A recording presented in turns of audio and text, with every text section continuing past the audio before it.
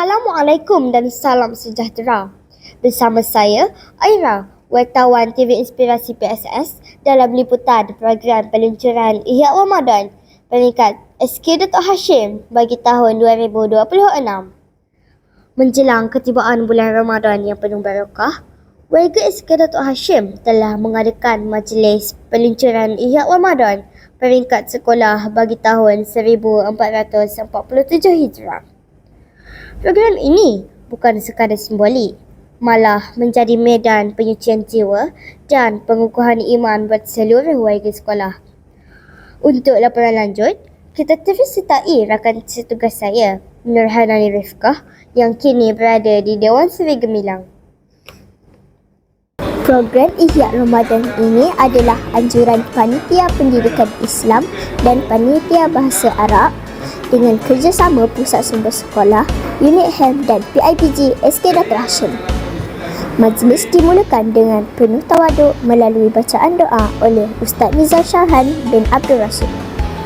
Penyelaras program, Ustaz Rozali bin Ismail dalam ucapannya turut menggariskan pelbagai aktiviti menarik sepanjang bulan ini, termasuklah tadarus, pertandingan Ramadan Muslim Cilik dan kuis Ramadan serta inspirasi Ramadan bersama PSS yang bertujuan membentuk sasiah terpuji dalam kalangan murid. Assalamualaikum Ustaz. Waalaikumsalam warahmatullahi wabarakatuh. Apakah kelainan program Ihya Ramadan pada tahun ini? Assalamualaikum warahmatullahi wabarakatuh. Salam Ramadan Al-Mubarak 1447 Hijrah. Alhamdulillah, masih kita bertemu lagi pada Ramadan kali ini, dan Panitia Pendidikan Islam pada tahun ini telah sekali lagi mengadakan program Ihya Ramadan bagi tahun ini, dan sedikit perubahan yang dilaksanakan daripada tahun-tahun yang lepas, di mana program Iftar Ramadan pada kali ini akan kita jemput guru-guru dan juga murid-murid asnaf untuk berbuka bersama-sama dengan kita.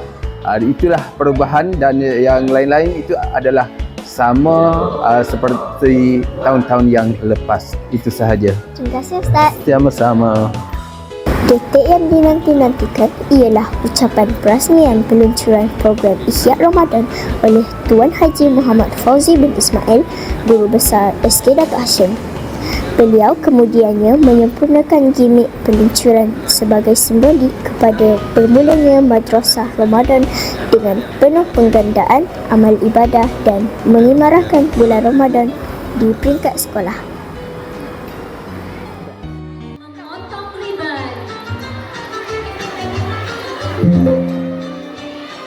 Bismillahirrahmanirrahim.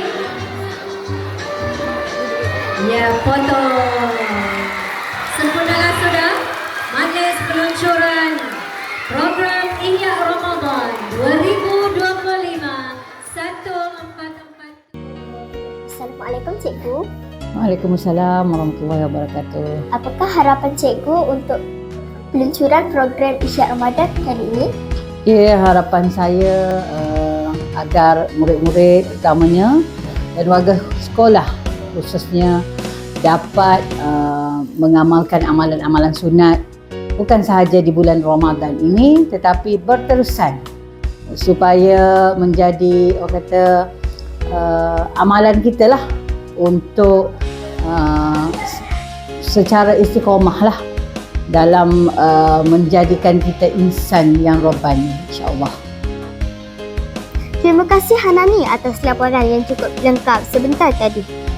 Semoga segala perancangan program Ihya Ramadan di SK Datuk Hashim berjalan lancar dan mendapat keredaan Allah Subhanahu Wa Taala. Sekian sahaja untuk kali ini. Selamat menyambut Ramadan Al-Mubarak. Wassalamualaikum warahmatullahi wabarakatuh. TV Inspirasi, wadah informasi untuk semua.